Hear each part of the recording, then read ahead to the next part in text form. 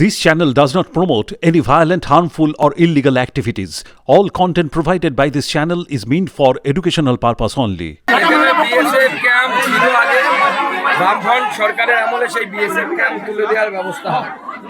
যতদিন BSF camp ছিল এই এলাকা অত্যন্ত শান্তিপূর্ণ এলাকা ছিল। আমার বিশ্বাস বর্তমান পশ্চিমবঙ্গ সরকার এই কেসের সেন্সিটিভিটি দেখে, সংবেদনশীলতা দেখে এখানকার সাধারণ মানুষের দাবিকে সম্মান জানিয়ে এখানে বিএসএফ ক্যাম্পের জন্য আবেদন করবে।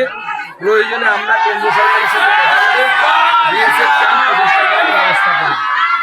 কিন্তু শুরুর কাজটা অর্থাৎ শুরুতে যখন ইনিশিয়েট করতে হয় ব্যাপারটা এটা রাজ্য সরকারের তরফ থেকে করতে হবে, কারণ এই রাজ্যের প্রশাসনিক প্রধান হচ্ছে মমতা বন্দ্যোপাধ্যায়, জেলার প্রশাসনিক প্রধান হচ্ছে ডিএম এবং এসপি।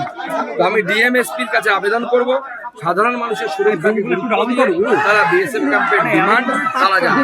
আপনি নিজেদেরকে সুরক্ষিত রাখার জন্য, নিজেদেরকে স্ট্রং থাকার জন্য বলেন, কি প্রশিক্ষণের কথা বলেন? ওনারা জানেন, ওনারা কি করতে হবে জানেন।